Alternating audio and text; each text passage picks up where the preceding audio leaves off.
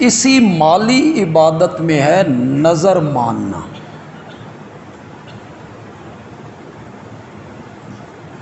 اسی نظر کو فارسی میں نیاز کہتے ہیں۔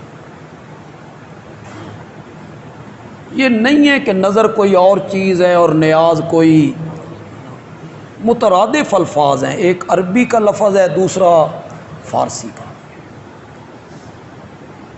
یہ جو لوگ کہتے ہیں نظر اللہ، نیاز،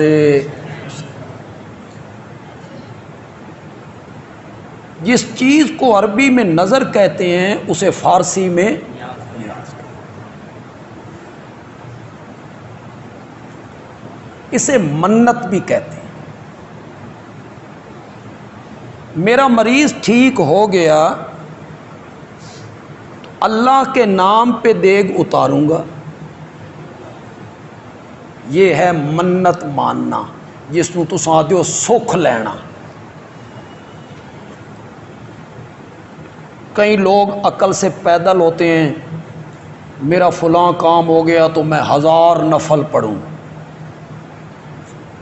کام ہو جاتا ہے، ان 1000 نفل گاٹے پہ گئے، علماء کے پاس آ کے کہتا ہے کوئی راہ کڈھو جی۔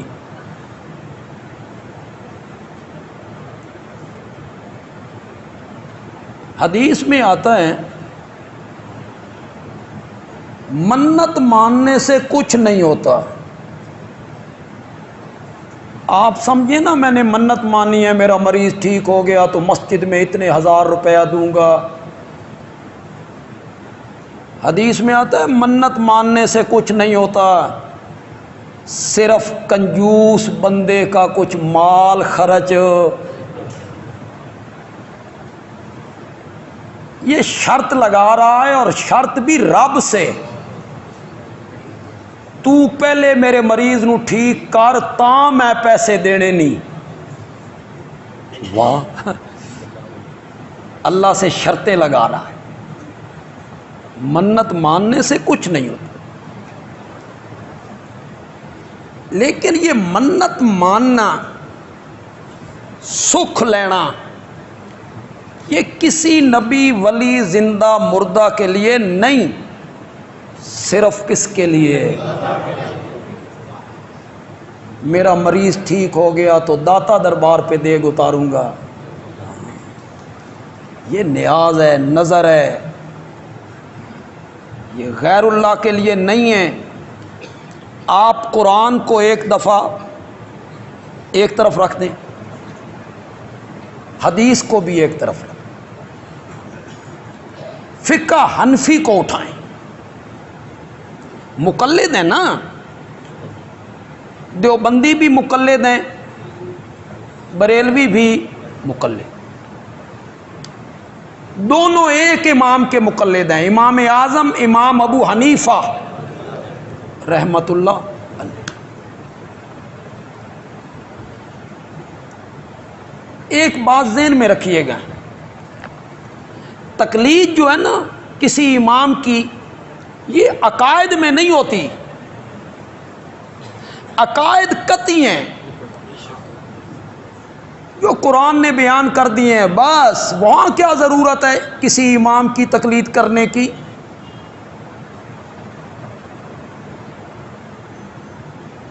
کوئی واضح حکم حدیث میں آ گیا، تقلید کی کوئی ضرورت نہیں۔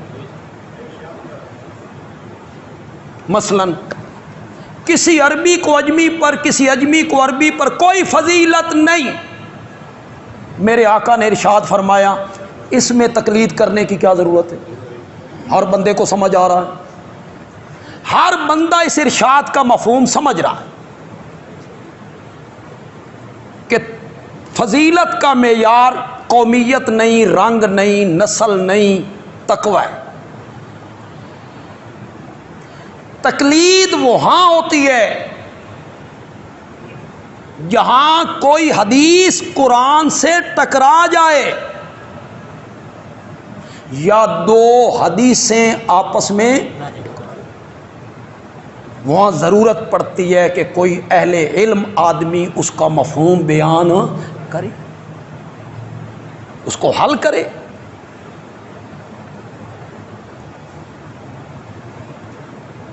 ایک حدیث میں آیا،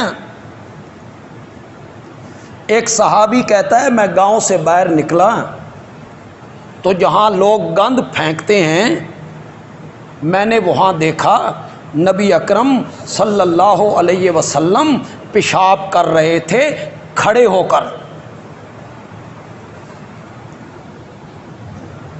حدیث میں آتا ام المومنین حضرت عائشہ صدیقہ رضی اللہ تعالی عنہا کہتی ہیں آپ نے ساری زندگی کبھی کھڑے ہو کر پیشاب نہیں کی۔ جو آدمی یہ کہتا ہے کہ آپ کھڑے ہو کے پیشاب کرتے ہیں تھے وہ جھوٹ بولتا۔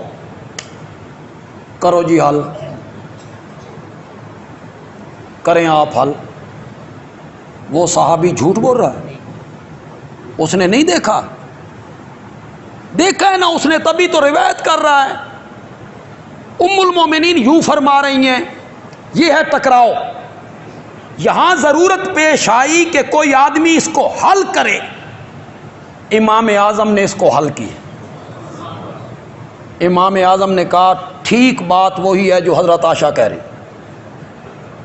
آپ نے کبھی کھڑے ہو کر پیشاب نہیں کی۔ یہ صحابی بھی غلط نہیں کہہ رہا، آپ کے گھٹنے میں تکلیف تھی، آپ بیٹھ نہیں سکتے تھے، مجبوراً کھڑے ہو کر پیشاب۔ دونوں حدیثیں حل ہو گئی کہ نہیں ہو گئی؟ یہ ہے تکلیف۔ پتہ نہیں اس میں شرک والی کون سی بات آ گئی، حرام والی اس میں کون سی بات آ گئی ہے؟ بے تقلید حرام ہے، تقلید شرک ہے۔ فَاسْأَلُوا أَهْلَ الذِّكْرِ إِن كُنتُمْ لَا تَعْلَمُونَ، اگر تمہیں کسی بات کا پتہ نہ ہو تو اہل علم سے پوچھ لیا، اہل علم سے پوچھو اس کا مفہوم کیا ہے۔ دیوبندی اور بریلوی دونوں مکاتب فکر امام اعظم امام ابو حنیفہ رحمۃ اللہ علیہ کے مقلد ہیں۔ انڈونیشیا کے لوگ شافعی ہیں، ترکی کے لوگ حنفی ہیں، عمان اور اس طرف کے علاقے کے لوگ مالکی ہیں، خود سعودیہ کے لوگ حنبلی ہیں۔ تو ہم جو پاکستان میں رہنے والے ہیں امام اعظم کے مقلد ہیں، فقہ حنفی کی کتابیں آپ اٹھائیں، کیا لکھا ہے ان کتابوں میں؟ بحر الرائے کا آپ اٹھائیں، اس میں خدا گواہ ہے واضح طور پہ لکھا ہوا ہے النظر عبادۃ، نظر کیا ہے؟ میں ممبر پہ جمعے کے دن سٹیج پہ کچی بات کروں، کل آپ مجھے کہیں کہ کہاں لکھا ہوا ہے، میں آئیں بائیں شائیں کرنے لگ جاؤں۔ میری یہ عادت نہیں ہے کہ میں کچی باتیں کروں، اس پر آپ یقین کریں۔ کسی کو شک ہو تو صبح آئے بحر الرائق دیکھے، النظر عبادۃ، نظر کیا ہے؟ اگلی عبارت بھی سناؤں؟ اگلی عبارت میں تھوڑا سا فتویٰ ہے، میں تو خود فتوے نہیں لگاتا، لیکن اگلی عبارت میں فتویٰ ہے جو فقہ کے علماء نے لگایا ہے۔ میں ترجمہ نہ بھی کروں گا تو آپ کو فتوے کی سمجھ آ جائے گی۔ لکھتے ہیں نظر عبادۃ والعبادۃ لغیر اللہ، اور غیر اللہ کی عبادت کرنا کفر صریح و شرک کبیح، کیونکہ ہم نے کلمے میں کہا تھا لا الہ الا اللہ، اللہ کے سوا کوئی عبادت کے لائق نہیں۔